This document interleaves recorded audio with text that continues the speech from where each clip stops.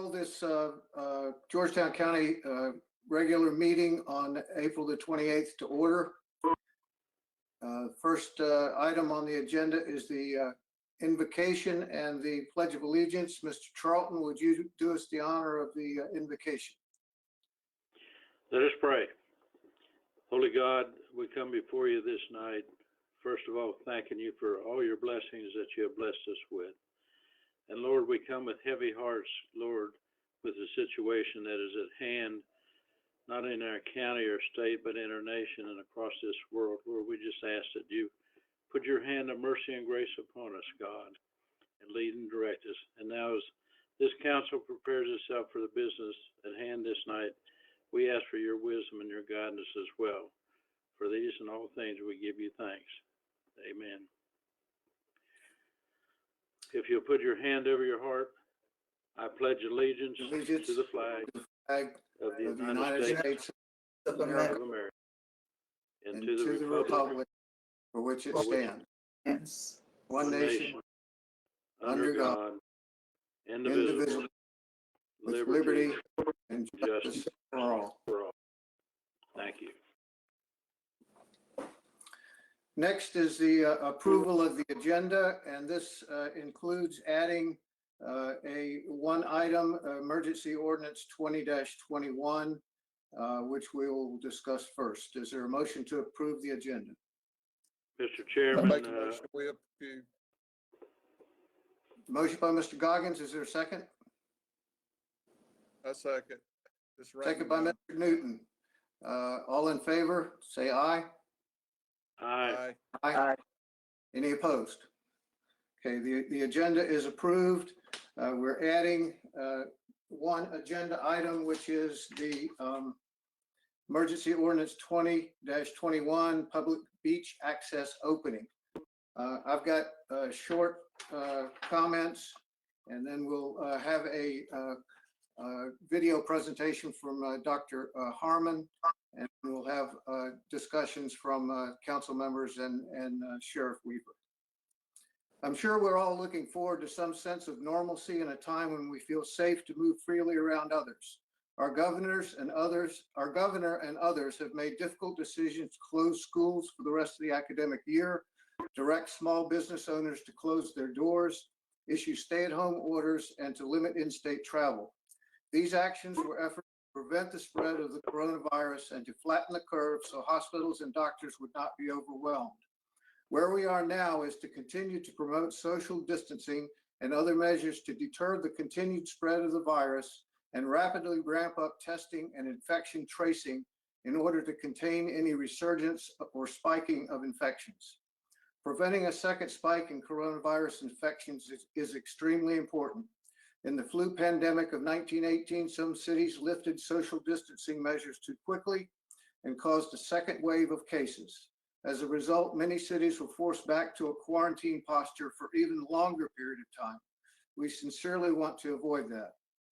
We believe the beaches can be opened back up without contributing to a second spike in infections, as long as people on the beach practice responsible social distancing.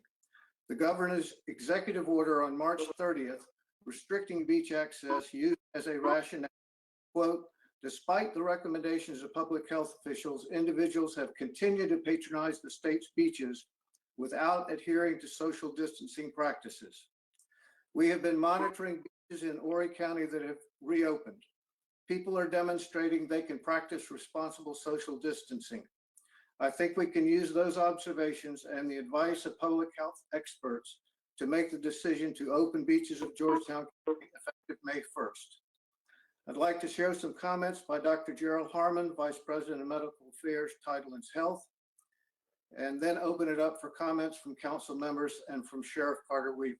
I spoke to Dr. Harmon, and he was on this webinar, and he expressed his medical advice that due to the physics of aerosol dissemination on the beach, if people practice responsible social distancing on the beach, that it would be safe from a public health point of view to have people go back on the beaches. So anyone else would like to comment? Sheriff Weaver?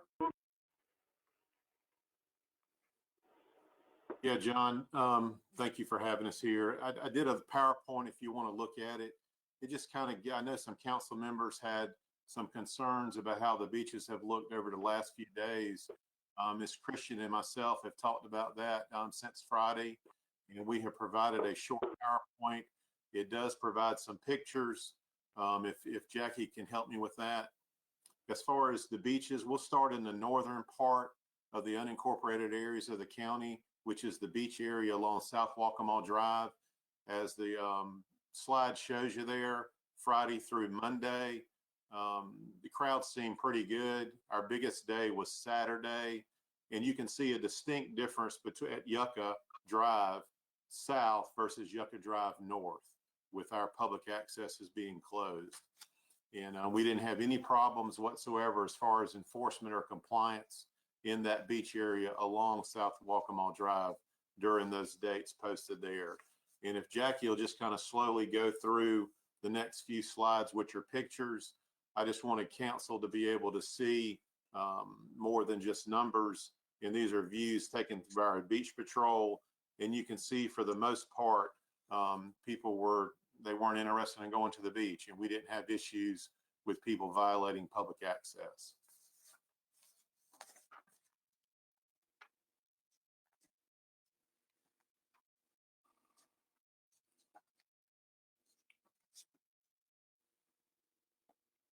And these photos will run through Monday, and then we'll stop at the North Litchfield and Litchfield by the Sea area next.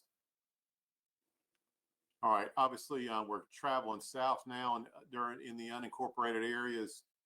This is pretty much the meat of where most of the people are. You can see by the numbers alone, Saturday being 1,000+ people, Litchfield by the Sea being having private access. That place is always busy. That area is always busy, especially during the governor order and later on the county ordinance order. So you can see the 1,000+ people there on Saturday. We made probably over 30 social contacts during Saturday alone, trying to get people, and people complied to social distance. And obviously that was more than 2 people gathered together. But this is a busy area. It's a busy area at any time during the beach season, but especially now because of all of the private access. And if Jackie will please just kind of slowly go through the pictures there. It starts on Saturday and ends on Monday as well. And some of the North Litchfield beach area pictures look great because there's not private access. And then you get to the Litchfield by the Sea area, and that's where, that's where your numbers start growing. But again, we did have to make the social contacts. We have written some governor violation orders, but for the most part, the beach goers were compliant, voluntarily compliant. So we haven't had any major issues on the beach. And then we'll stop at the next slide, which says Debadoo Beach.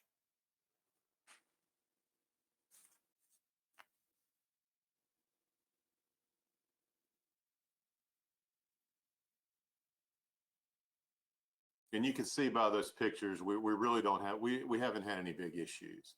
Traveling south, we went to Debadoo Beach. Obviously, we didn't do Polly's Island because it's incorporated, but we've arrived now at Debadoo Beach, and this also includes part of Prince George Oceanside. But you see the numbers there Friday through Monday, and the pictures will follow. Minimal crowds and no issues. And if Jackie will just go through those pictures, that'll give you an idea of what our beach patrol unit we're seeing.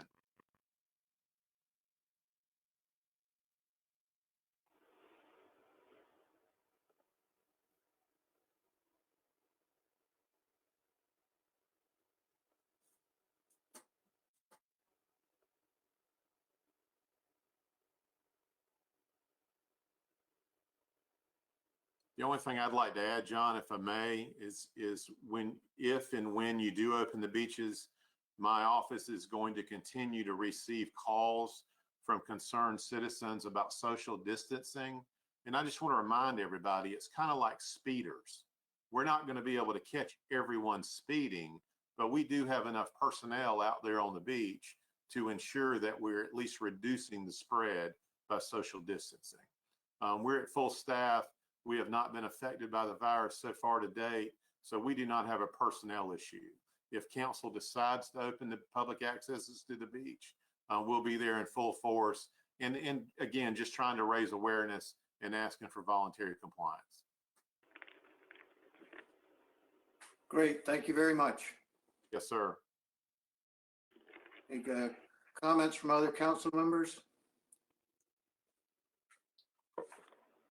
Mr. Chairman, I think opening the beach is a good idea from a number of perspectives. I actually think it could be helpful versus harmful to our health, but more importantly, the difficulties of enforcement when part of Garden City is open, part of it is not. Also the correlation with the ordinance for short-term rentals expiring. I think it complicates things, complicates planning, and certainly impacts our economy. So I would move that council consider opening as you've suggested and recommended.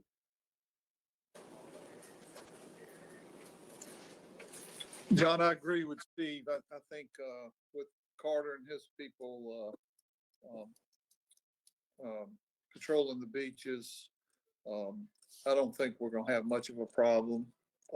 In this few areas that we do, I think that can be taken care of.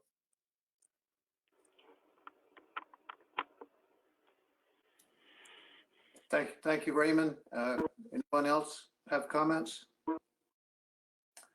Well, then I'd like to point out, you all should have copies of the emergency order 20-21, but point out that it opens the opening of all public beach accesses in the unincorporated portions of Georgetown County, including adjacent parking lots, as of noon on Friday, May 1st. And I would note that it does keep the closure of the Merle's Inlet Marsh Walk, Jetty View Walkway, and Veterans Pier in effect until May 15th. So at this time, entertain a motion on adopting emergency ordinance 20-21. John, I make a motion, we adopt ordinance 20-21. Motion by Mr. Newton. Is there a second? Second. Second by Mr. Goggins. Discussion? Hearing none. All in favor, signify by saying aye. Aye. Aye. Ron Aye. Charlton. Any opposed? Hearing none, the ordinance number 20-21 is adopted. Thank you very much. Next, and thank you, Sheriff Weaver, for being with us here today. We're temporarily suspending the public comment period. So the next order of business is approval of minutes.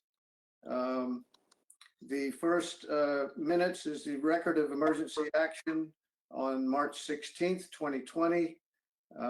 Recommendation is for adoption of this.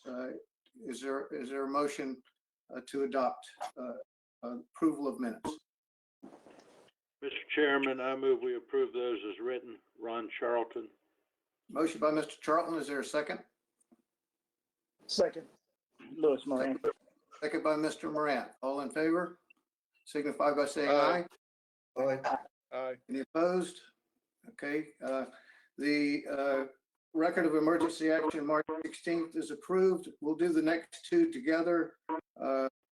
Regular council session minutes for March 24th and regular council session minutes from April the 14th. Is there a motion to approve? Mr. Chairman, I move we approve those as written. Ron Charlton. Motion by Mr. Charlton. Is there a second? Second. Second by Mr. Morant. All in favor, signify by saying aye. Aye. Aye. Okay, the minutes are approved. Next, we have the consent agenda, and by virtue of approving the agenda, the items on the consent agenda are approved. And that includes declaring the week of May 17th to 23rd Public Works Week in Georgetown County. Ordinance number 20-11, an ordinance to amend the future land use map at a place in outside of Andrews. Ordinance number 20-12 to rezone 2.27 acres located at 855 North Morgan Avenue near Andrews. Ordinance number 20-13, an ordinance authorizing the execution of a lease and term expansion for a property off of Great Avenue for continued maintenance of a signal tower. Procurement number 20. These are consent agenda. I'm just reading them into the record. They're approved by virtue of the agenda being approved. Procurement number 20-028, portable toilet rental term contract. That's an important one. Procurement number 20-031, Open Edge credit card processing system, and procurement number 15-001, change order number 6 to design and build for fire substation metal garage structures. So we have no appointments to boards and commissions. We have no resolutions and proclamations other than the aforementioned Public Works Week in Georgetown. We move to third reading of ordinances. Ordinance number 20-09, approving execution and delivery of an intergovernmental agreement with the city of Georgetown. Mr. County Attorney, can you set this one up? Mr. Chairman, members of council, I hope everyone is doing well tonight. This is third reading of ordinance 20-09, wherein you will be approving the final intergovernmental agreement with the city of Georgetown for the tax increment financing district. There have been no changes since we went over this as second reading.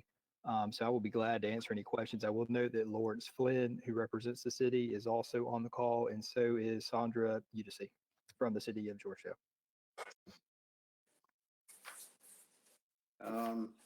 Any questions from Mr. Bryant from council? Mr. Chairman, I would also ask, I'm sorry, that we conduct a roll call vote, allow the clerk to council to call each of you out individually for your vote for this one, please. Okay. Hearing no questions, entertain a motion for third reading approval of ordinance 20-09. Mr. Chairman, I move for third reading approval of ordinance number 20-09. Lily Jean. Motion by Ms. Johnson. Is there a second? I second, John. This is Raymond. Second by Mr. Newton. Any discussion? Then all in favor of third reading approval of ordinance number 20-09, please state your name and say aye. It's Raymond, aye. Lily Jean, aye.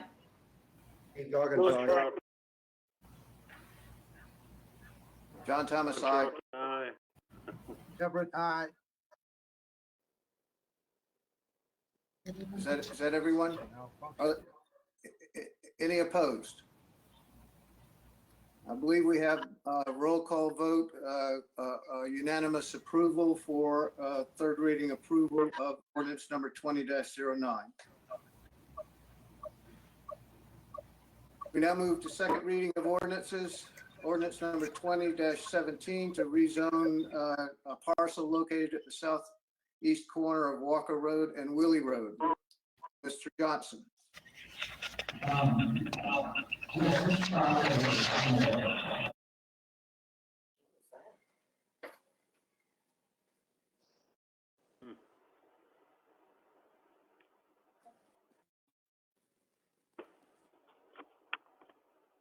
Sorry about that. I was causing the echo, I believe.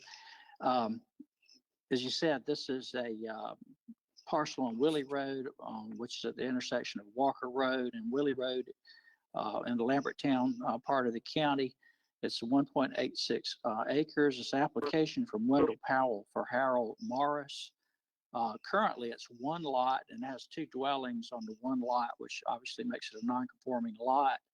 The owner wishes to subdivide this property into two lots.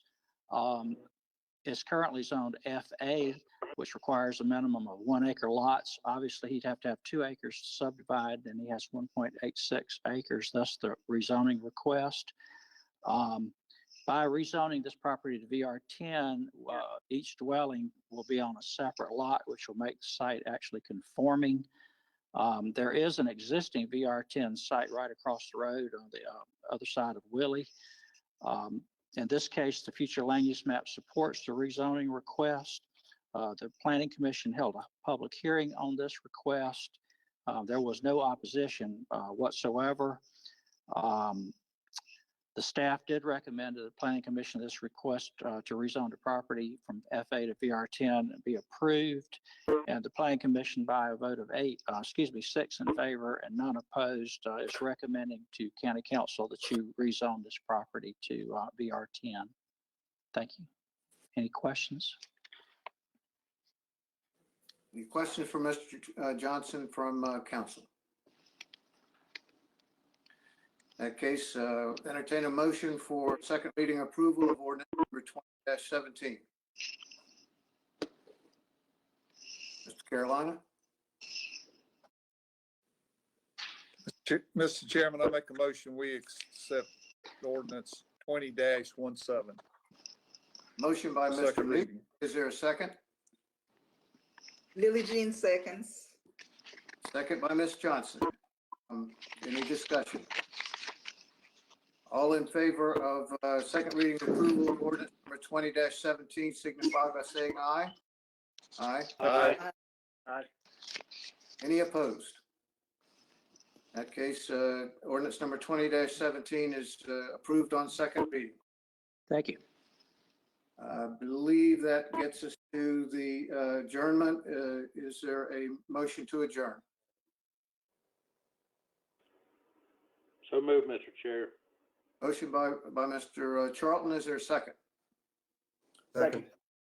Second by Mr. Goggins. All in favor signify by saying aye. Aye. Aye.